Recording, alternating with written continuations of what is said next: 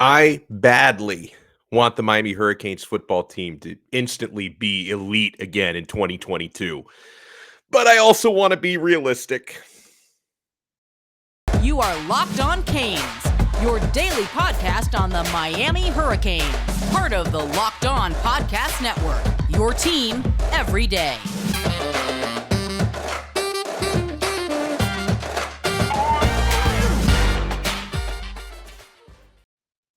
Welcome in. I'm Alex Donno, your host of Locked On Canes, University of Miami alumnus, South Florida sports radio vet, including most recently postgame and pregame for the Miami Hurricanes radio network. And thank you guys so much for making Locked On Canes your first listen each and every day. We are free and available wherever you get your podcasts. And hey, we are also free and available on YouTube. Our YouTube channel is just 8 days old. We're already growing so fast. So audio podcast is great, but keep in mind you can also see us in addition to hearing us on our Locked On Canes YouTube channel.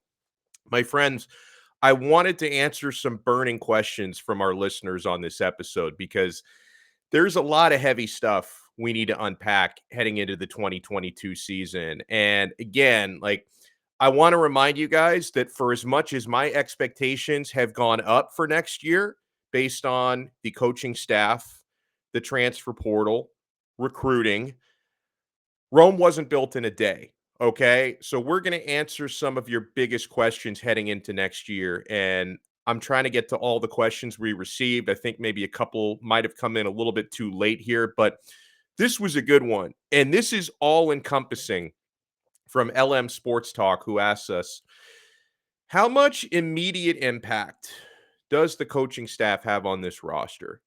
If the coaching is as advertised, then you're talking about mine. My 10-win prediction might be off. And I think he means off isn't too low.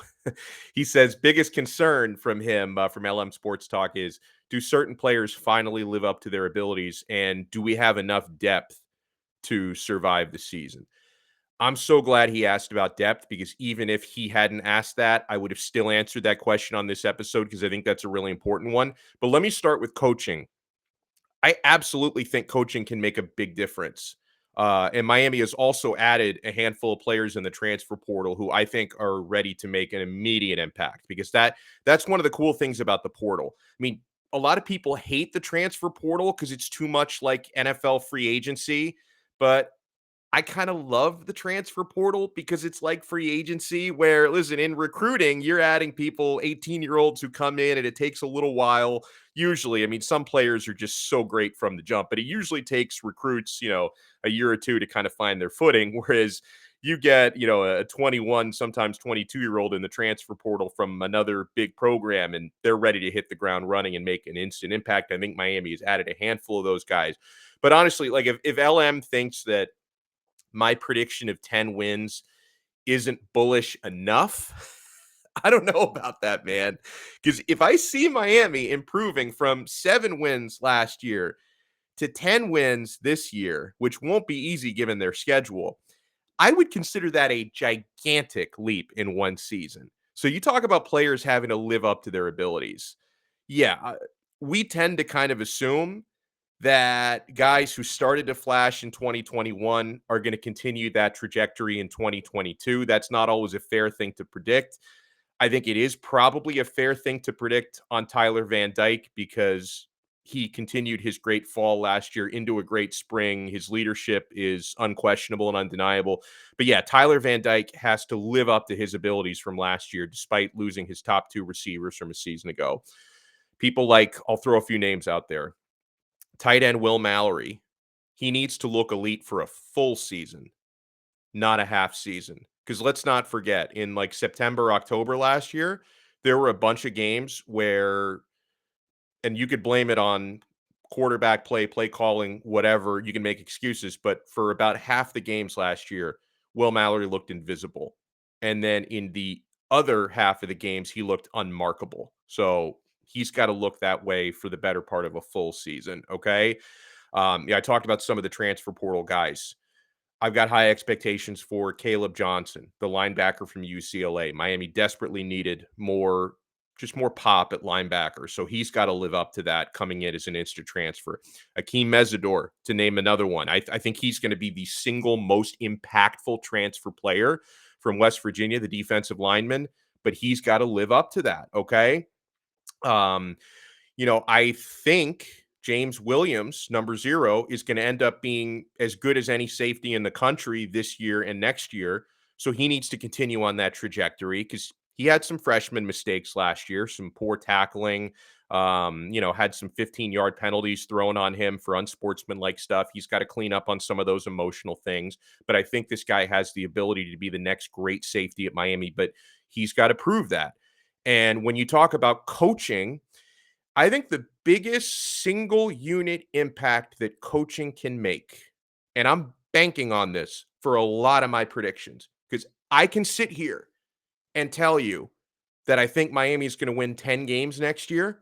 But if this area doesn't clean up, they're not winning 10 games. They're winning 8 or 9 games at best if we can't make this offensive line better. And I think a lot of that is going to come down to coaching. They have added some personnel. Mario Cristobal snagged, a couple of the guys like Jonathan Dennis and Logan Sagapalu that he was coaching in Oregon. They're not dramatically different, though, that unit from what they were last year. But and this is not just me saying this, because I've had in recent weeks, I've talked to on this show a couple of former Canes offensive linemen who follow the program very closely, like Casey Jones, who joined us a little while back. Everyone that and Rashad Butler as well, everyone that I talked to, former players who played O-line, analysts, they do think that Mario Cristobal, who's former offensive lineman and offensive line coach, and Alex Mirabal, Miami's O-line coach, who's one of the best in the country, that group can considerably make the O-line better in one season. Like, I'm not saying they're going to look like the Alabama Crimson Tide O-line next year, but, for people always ask, like, how much is it personnel? How much is it coaching? I think we're going to find out, because this is going to be among the best coached offensive lines in the country. So if they're not good next year at all, and if they don't improve 2022 from 2021, you're going to have a pretty good idea that that's more on the personnel than on the coaching, because this coaching is proven, man. Let's see what happens. So, when you talk about depth is the other part of LM's question that I think is really important to get to. And this is abso-freaking-lutely a burning question. And this is why when I started the show, I said, I badly want Miami to make the jump to elite in just 1 year, but I want to be realistic.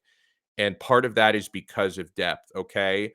We saw Miami in one offseason go from under Manny Diaz last year, what I would call that like an average, maybe to slightly above average Power 5 coaching staff, to be generous to say slightly above average, to suddenly an elite Power 5 coaching staff in one off season, right? Even if some people watching this are like, bro, you're overrating Mario Cristobal, game day coaching, this, that, and the other. Best recruiter in the country. And when you think about having people like Josh Gattis coaching your offense, Charlie Strong coaching your linebackers, Kevin Steele coaching your defense, even if some of you watching this are like, oh, you overrate Mario Cristobal way too much. If you're talking about that staff as a whole, and I like Cristobal, but if you talk about the entire staff, that is an A-plus staff, okay? So you've gone to an elite Power 5 coaching staff in 1 year. Now, for years covering college football, I've always said when a new coaching staff comes in and, you think you have a better staff, a better head coach than you had the previous year, how long does it take for them to truly make their footprint on the program? And historically, I've always said that if you're bad, you fire a coach, you bring in a new coach, how long is it going to take to give that coach time to turn around? How long of a leash do you give the next coaching staff before you start asking the hard questions, right? Like, how long are they on scholarship for? I used to always say that it takes about 3 years of cycling in recruiting classes before you really see the imprint of a new coach. It usually would take about 3 recruiting classes, but I do think that the transfer portal does accelerate that process a bit, because you can put Band-Aids on areas of need more quickly, right? Like, oh, your linebackers and your offensive line are not very good. Usually, we're talking 4 or 5 years ago before a lot of guys were transferring before the portal. It's like, okay, we can recruit great linebackers, but they may not be great for 2 or 3 years. It's going to take this long. I think the transfer portal accelerates that a little bit. It's not a substitute for organic recruiting. So let's say, if I would say in years past, it takes about 3 seasons for a new coaching regime to truly make their imprint. I'm going to say maybe you can accelerate that up to 2. Okay. So, still, if you're talking about Miami potentially being a college football playoff team in the short term, and I know a lot of Hurricanes fans are hoping for and expecting that at some point in the next handful of years under Cristobal, the Hurricanes will be one of the final 4, or if they expand it, final 8, whatever. But let's just say final 4 for right now. Under no circumstances, unless a lot of things just go right for you. Realistically, they're not going to be in that conversation in 2022. I think 2023 at the very earliest. I do expect improvement this season, but if they're able to win the ACC and get themselves in that mix, that's going to be icing on the cake for me. That is not an expectation for me. So, we're going to answer more burning questions on the other side, including I'm going to lay it down and explain it like I would explain it to my 4-year-old son. What makes John Ruiz's NIL money different from a lot of the other NIL money out there? And also what a Josh Gattis offense in orange and green is going to look like next year. My friends, I want to remind you, Built Bar has helped me revolutionize my nutrition and fitness. I am so thankful for Built Bar. I have dropped 53 pounds since October, and a big part of that for me, guys, was replacing my candy bars because I have a sweet tooth. I was eating a lot of junk. I replaced my candy bars with delicious, nutritious Built Bars. Summer is coming, and with summer, you're going to need some food on the go. Built Bars are the perfect snack to take with you on family vacations. I've got a family vacation this weekend. We're doing a long weekend up at Disney World. I'm going to throw some Built Bars in our bags, in my 4-year-old's backpack.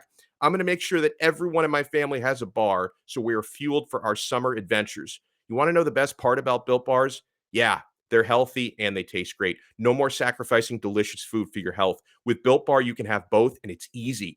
All you need to do is go to built.com and order now. All Built Bars and Puffs are covered in 100% real chocolate. That means with Built Bar, you can eat healthy and actually enjoy doing it. Have you tried those puffs yet, my friends? We are all going crazy in my house for the puffs. They come in crazy flavors like banana cream pie. My kid loves that. Even churro. Who doesn't want a protein bar that tastes like a churro? And they're only 140 calories. So sign me up, man. If that's not enough flavor for you, then you might want to try the mixed box. I would recommend this to anyone who's trying Built Bars for the first time. Try the mixed box, which comes with 12 flavors of bars and puffs. Then you decide what your favorite is, guys. Most Built Bars contain just 130 calories, only 4 grams of sugar, only 4 net carbs, and 17 grams of protein. Compare that to a candy bar, which usually has around 240 bloating calories, 30 grams of sugar, dozens of net carbs. Go to built.com to get all your favorites. Banana cream pie, raspberry, double chocolate, yes, and so much more. They're delicious, and new flavors are coming out all the time. Check them out at built.com. So go to built.com and use our promo code LOCKED15 to get 15% off your order. Use our promo code LOCKED15 for 15% off at built.com. Thank you so much for making Locked On Canes your first listen each and every day. We're available free wherever you get your podcasts and available free on YouTube, part of the Locked On Podcast Network, your team every day. And I love talking to Canes fans every single day. VLKV, who's a regular on our social segments, he asked me, I feel like a Locked On groupie, he says. Is that what we should call our fans? I don't know. The Locked On junkies, the Locked On groupies. That VLKV says, did you see John Ruiz on with Paul Feinbaum? Yes. Feinbaum pretty much had to bow his head in acknowledgement of how different Life Wallet is from collectives and 501c3s. He says, oh, and also, I'm burning to see what Miami's offense actually looks like. Let me tackle that first because NIL also ties in with another question I wanted to answer. Okay, for Miami's offense, I liked their coordinator last year, Rhett Lashley, and I liked the spread because that's just been the future of college football. I think you're going to retain some elements of that, but it's going to be more balanced under Josh Gattis. And listen, for as much as we liked Lashley, if you go by credentials and resume, Miami upgraded. I mean, you've got someone who was the sitting offensive coordinator at Michigan who were in the playoff last year, and he leaves Michigan to come be the OC at Miami. That's not the type of hire Miami usually makes. Like you're talking about a lateral move from a program that is arguably bigger than Miami to leave there as OC, come to Miami to be the OC. It's a huge hire, and I love this hire. And so the big thing for Gaddis, so we'll talk about some of the numbers from Michigan last year. He is going to add more balance between run and pass to this offense. Um, I don't think that's a bad thing for Tyler Van Dyke because I think more balance is going to make everyone better, him included. It's going to make it easier for Miami to operate on third down when you don't have so many third and longs. So don't think because Miami's having more success on the ground in the next couple of years that that's going to take a lot away or anything away from the quarterback position. Miami, they've got a very strong running back room. So a lot of this is going to be dependent on the offensive line and how much better they can be through coaching and scheming. But when you talk about depth at running back, Miami absolutely has it. You added Henry Parrish, Jaylen Knighton, who is your really explosive guy. He was your leading rusher last year. He's back.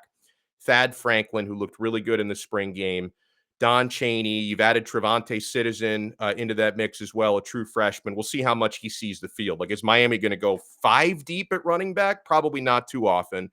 So if you go back to last season at Michigan, and this is a really exciting when you think about the possibilities. And I don't necessarily think you're going to have stats this high for the running game, but Michigan last year had 2 running backs rush for at least 900 yards, with leading rusher Hassan Haskins rushing for over 1,300 yards. I think it was 1,327, something like that. Miami's leading rusher last year, and there was a lot of fluctuations and injuries in the running back room, but still, Miami's leading rusher last year was Knighton, the Rooster, at 561 yards. Okay. Now, credit when you talk about balancing the pass and the run. I got to credit David Lake from Inside the U for some of these stats because he did a great job breaking this down. Michigan last year, their play breakdown, running plays on 59% of their downs last year and passing plays on 41%. I think Miami will be a little bit closer to 50-50 just because of the quarterback play this year. But the yardage, though, the yardage at Michigan, I mean, this is the kind of stuff you geek out to, right? When you're talking about how to run a well-balanced college football offense, 214 rushing yards per game and 228 passing yards per game. So the yardage is almost identical at 50-50 at Michigan. So yeah, those numbers, both sides, the play splits and the yardage, I think is going to be swayed more towards the passing game because Tyler Van Dyke is a better quarterback than Cade McNamara. So the passing stats are going to be higher. But what's really encouraging about Josh Gattis, and this ties into one of the question marks on Miami's football team, he got Michigan's overall offense and passing offense rolling without a standout wide receiver. I would argue not a standout quarterback either, but the big thing is we don't know if Miami has a standout wide receiver. And with this offense, it may not really matter with the way that Michigan spread the football around with Gaddis. Michigan last year did not have a single wide receiver or running back, tight end, anyone who caught passes. They did not have a single receiver over 39 targets last year. Miami, for example, had Charleston Rambo at 119 targets. So he had 80 targets more than anybody on Michigan's team last year, which is just insane. Okay. So yeah, if you're concerned about Miami losing Rambo last year and also Mike Harley, who was the number 2 receiver, and who's going to step up, Miami may not need like an elite guy, they may just need good balance, right, to get the passing game rolling. And listen, if there's any prayer, I would love to get Jordan Addison in Miami from the transfer portal, because if my concern level for the or if my confidence level, I should say, for the receiving core right now is about like a 6.5, if you could get Jordan Addison here, my confidence level would be about a 9.5. Like, he makes that much of a difference. But assuming Miami doesn't get Addison, and they probably won't, I think they could still be in good shape. And the other thing about the receivers is, um, if you ask Tyler Van Dyke, who's a little bit biased towards his guys, the spring game was not normal. That was an aberration. All the drops that we saw in the spring game, he says that that was not a pattern throughout spring practices. He thought it was a little bit fluky. So I hope that's the case. Now, let me go back to NIL for a second. And we spent a lot of time on it yesterday, so I'm not going to spend a lot of time on it today. But so my wife watched yesterday's show, and she did it just to support me, because she's not an avid sports fan. Like, she's a Miami alum like me. She roots for the Canes. She doesn't know anything that's going on when it comes to NIL recruiting. She doesn't follow any of that stuff. Okay.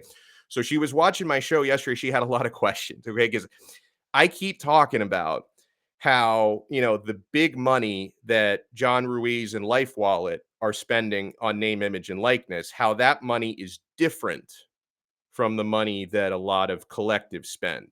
And so she asked me, explain it to me like I'm 5. Okay. So I think here's the simplest terms I can put it in. The biggest difference between Life Wallet and by the way, the more John Ruiz talks about this, the more people actually start to understand, because I think he made Paul Feinbaum understand. Colin Cowherd sang the praises of Life Wallet last week. So I think he's understanding that Miami, Life Wallet, they're doing everything by the book, right? Now, if people have a problem with NIL, period, that's one thing. But you can't say that Ruiz, Life Wallet are doing anything wrong. So here's the big difference between Life Wallet and a lot of the other quote unquote collectives around the country.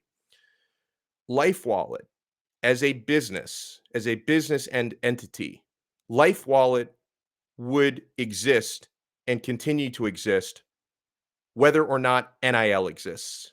Okay. Even if college football had the same archaic rules that they had up until less than 2 years ago, where no one was allowed to profit from name, image, and likeness, Life Wallet would still exist. Life Wallet's existence is not dependent on NIL. Whereas many of the collectives out there only exist for the sole purpose of paying players. They were created literally to pay players. You get it? You have a real legitimate business, SEC approved, versus loopholes to help recruiting.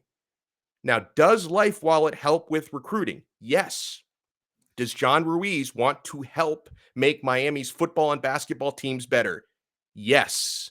So I'm not saying that he's doing this strictly to help his business. He doesn't care about the foot. Obviously, he cares, but he's got a business that would exist regardless of NIL. And that's the big difference, where a lot of the collectives, not all of them, because I'm sure that there are other legitimate business people, paying name, image, and likeness money to players. It's not all fraud, right? But there are a lot of collectives out there that only exist to be collectives and to pay players.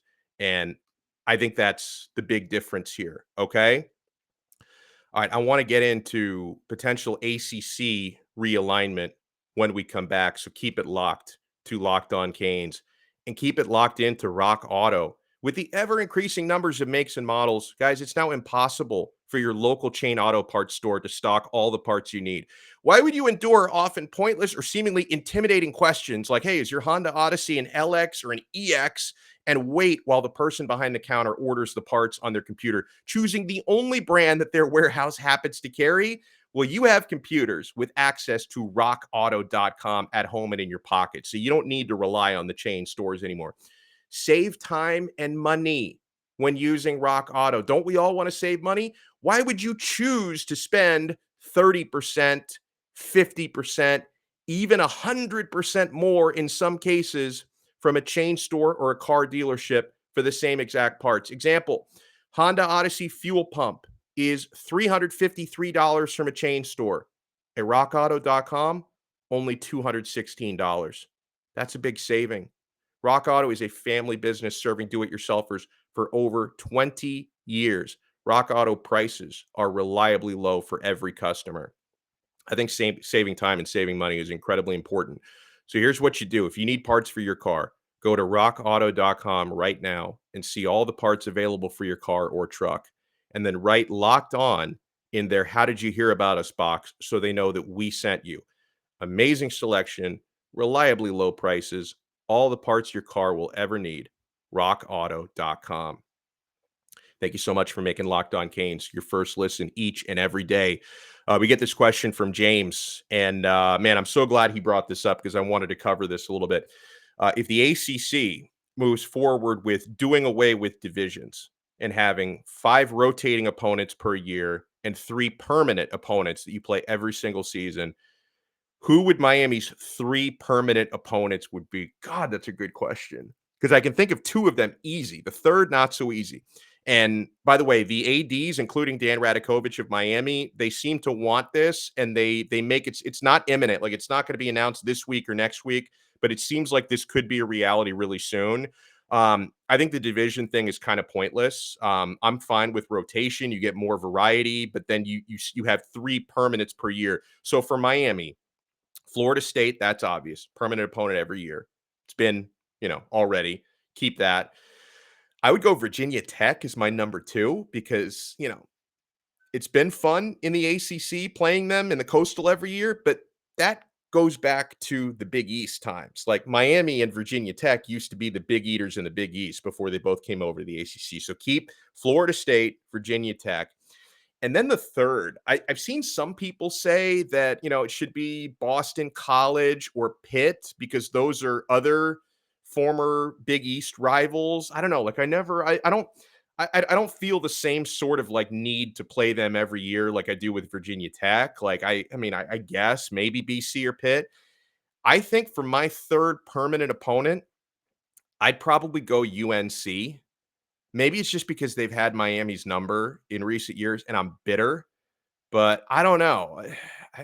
I I wouldn't like I feel a certain way about them, like a certain amount of like rivalry type hatred for UNC that I don't feel for a lot of other teams in the ACC outside of Florida State. Now, you can call me a coward for not wanting to play Clemson every year, but Clemson and Miami don't have any sort of historic rivalry anyway, right? I don't know. I feel like if you want my vote, I feel like Florida State obvious, Virginia Tech pretty obvious, and then I'd probably go UNC as the third. So you guys can let me know in the comments what you think. And before we wrap it up, I do want to mention when we talk about Miami's receiving core not having, necessarily an elite number 1 option, they are going to be hosting somebody in the transfer portal in the next couple of days. Jalen Robinson, who's one of the top receivers in the portal from UCF. Now, this is not Jordan Addison, who's instantly, is Biletnikoff winner, one of the best in the country. Jalen Robinson, though, would be a really, really sweet deep threat. He's small, 5'9", 180 pounds. But I'm not going to include 2021 because he was injured most of the year last year. But in 2020, 979 receiving yards, 6 touchdowns on 55 receptions. This guy is a burner. Was targeted 87 times that year. Was second on the team in targets to Marlon Williams. So Robinson, and here are his deep numbers, by the way, from 2020. 11 of 21 deep shots caught for 464 yards. That ranked 10th most in the country. He was credited with catching 7 of 15 contested catch opportunities. So, I don't know. To me, it would make sense. You've got one of the better deep threats, at least in the transfer portal, really, really good deep receiver, burner, and one of the best deep passing quarterbacks in the country. You don't have to leave the state of Florida if that means something to you. That seems to me like it could be a match made in heaven. We're gonna have a lot of fun on tomorrow's show as well. By the way, if you're a Canes fan, because I've only been doing this show for about 5-6 weeks, and we've been spreading the word out there. YouTube channel, audio podcast. If you have friends who you think are interested in daily Miami Hurricanes content, let us know. They can find us here on YouTube and on Apple Podcasts, Spotify, Odyssey, Locked On Canes every single weekday. And we'll be back hitting you again tomorrow and Friday as well. So thank you so much for making Locked On Canes your first listen every day. Now make Locked On ACC your second listen. Get all your daily ACC news in less than 30 minutes. It's free and available wherever you get your podcasts.